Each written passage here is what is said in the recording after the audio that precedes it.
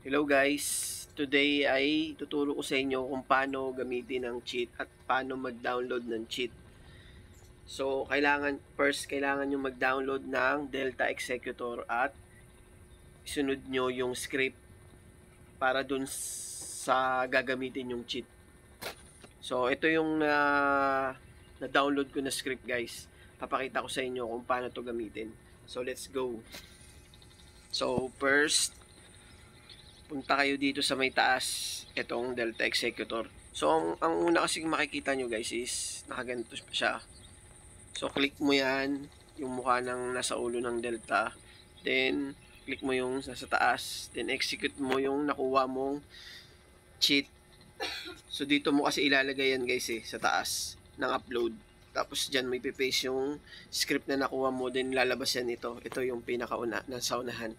Then execute mo yan guys. Pag na-execute mo na yan, i-run mo lang to. Ito yung nakuha kong script guys, yung Toasty XD Hub. So magandang cheat to na gamitin. So i-run mo lang yan guys. Then pag na-run mo na siya, X mo na yan. Tapos i-home mo na agad dito yung Delta para ma-minimize. So, ang first na gagawin natin guys, turo ko sa inyo kung paano mag-cut ng trees. So, click nyo lang yung trees. Tapos, open nyo to. Itong dalawang button. Then, itong target tree type guys is, pwede kang mamili dyan kung gusto mo lahat. Yan. Pinutin mo lang yung every tree. Then, kung gusto mo yung small tree lang mapuputol. Then, kung gusto mo large type tree, yung puro mga malalaking puno lang ang mapuputol guys. Then, yung ultra chop tree count, isagad nyo yan guys para lahat sila maputol. 100 nyo. Yan. So guys, kung mapapansin nyo yung mga light bar ng mga trees, unti-unting nauubos. Kasi naka-on na yung cheat natin sa pag-chopping. So habang nag-chop yan guys, pwede nyo nang i-click tong, pwede ko na ituro sa inyo kung paano lagyan yung campfire. So, i-click nyo yung campfire, then click nyo itong dalawang button. Pag na-click nyo na yun guys, itong refill one time, so babaan nyo yan guys para mabilis. Then, refill percentage, isagad nyo yun guys para 100% siya marirefill lang. Mapapansin nyo guys, ayan, mababagsak ito. So, mauubos din yan guys kasi hindi pa napuputol yung ibang puno So, hihinto yan. Then, tapos napuputol na yung mga puno, babagsak uli yan. O, yan, kagaya yan. Wala na siyang, hindi na siya bumabagsak dahil wala pang napuputol na ibang puno. Kasi malalaki pa yung puno guys Matagal talaga yan maputol. So, yun lang. Then, kapag naputol na yan guys, hintayin nyo lang. Tapos, pwede na uli yan bumagsak yan hanggang sa mag-max.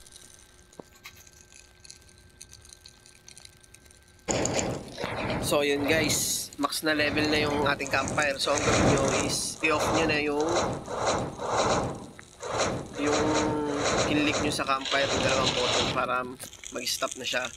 Then ang next natin gagawin guys is i-save muna natin yung mga kids para makuha lahat sila. So, punta kayo dito sa may lost children yan. Then, kailangan guys walang laman yung sack nyo Kailangan wala tong laman Dapat naka-empty yan. Empty dapat yan guys yan. Para makuha nyo yung mga bata na kompleto. So, click mo lang to guys, yung enable lost children rescue. So, yan. Yan na yan guys. So, automatic na yan guys na maghahanap siya ng bata. Hanapin niya lahat ng bata. Yan. So, nakuha niya isa. So, hintayin nyo lang yan guys. Yan, yun lang siya maghanap.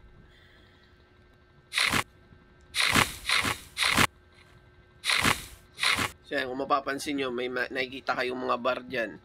Kasi naka-on pa yung chopping trees ko. Kaya habang naghahanap siya ng bata, yung mga trees dyan, unti-unting nababawasan yung life bar napuputol. So yun, pangalawang bata na guys yung ito pangatlo. So isang bata na lang guys.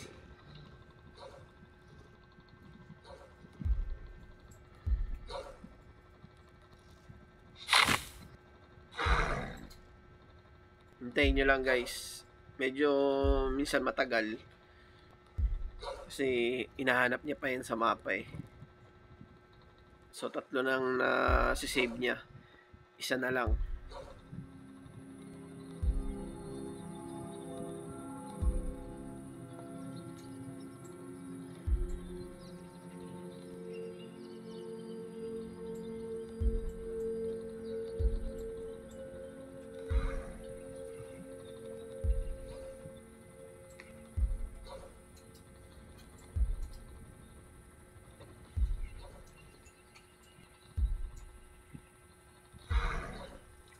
So yun, ito na yung pang-apat, nakuha niya.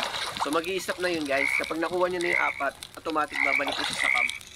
So nasa atin na lahat ng mga bata. So yan, automatic yan guys. Kahit i-on mo yan guys, hindi na yan makiklik kasi dahil na save na yung mga bata. So ilapag na natin. Wait lang. Itaas muna natin to guys para nakikita natin siya. So yan yung mga bata. Pansin nyo ba, may 4 na laman yung sack. So, ipaglalapag nyo lang yan guys. So, tignan natin yung 4 na bata. Then, next nun is, yung campfire naman, lagyan natin ng mga kahoy. So, kung mapapansin nyo, walang kahoy dito sa campfire natin guys. So, lalagyan natin yan. So, click nyo lang yung, walang kahoy sa crafting bench pala. So, click nyo lang yung crafting. So, bawasan nyo to guys, gawin yung 0 para mabilis yung bagsak ng mga puno. So, unahin natin yung mga woods. Yan. Ayan guys. Medyo nag-ano po siya eh. Ayan. Guys, oh. Nalalaglag siya. Medyo naglalag pa siya eh. Wait lang.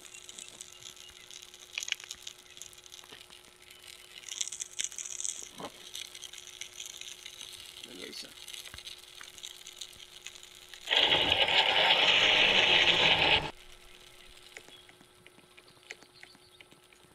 medyo naglalag pa yung ating puno.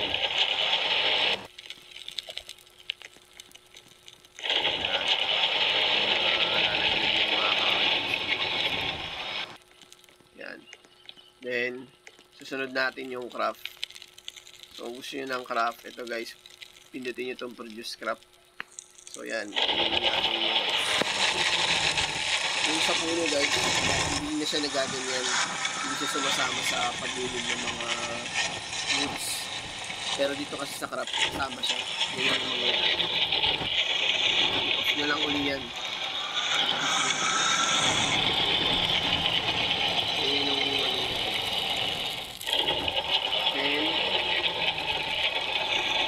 Gusto nyo guys ng ng wall, so punta kayo dito sa may so try muna natin itong food.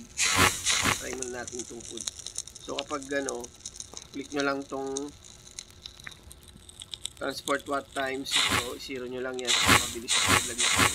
Tapos enable transport nyo lang, click nyo lang itong yan, maglalaglag nyo yan guys ng mga pagkain. Yan.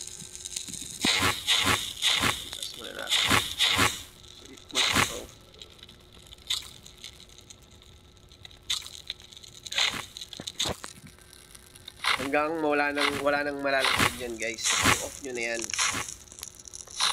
I-off nyo lagi. Yan. Tapos yan, maraming mga yan, pagpipilian.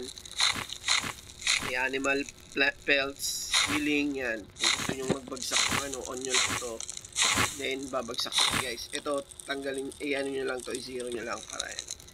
Yan guys, so kung mapapansin nalalaglag yung mga bandage. Then off nyo lang uli. Tapos weapon naman guys ito.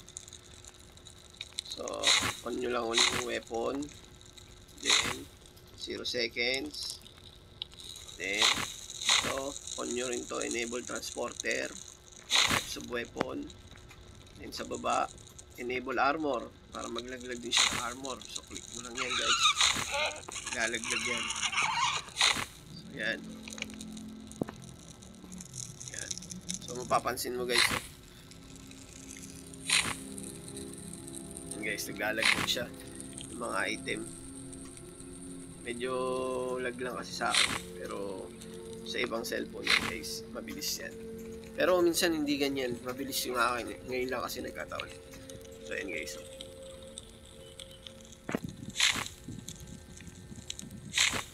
So, i-off mo na yan. Muna yan guys. Na natin yan.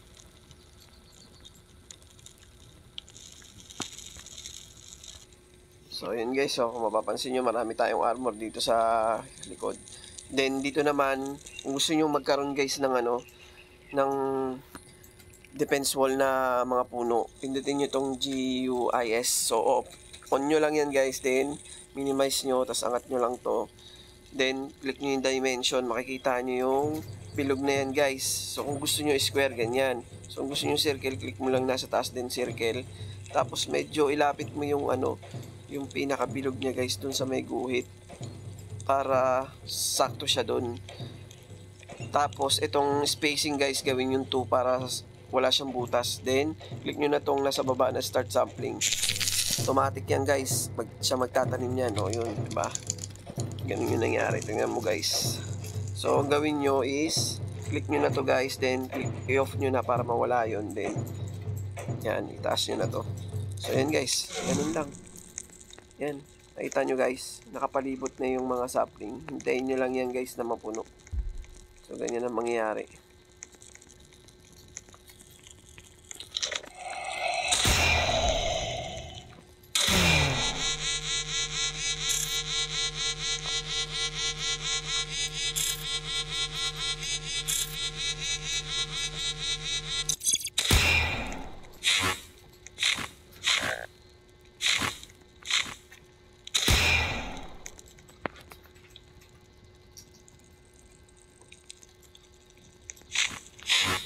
Wala guys, habang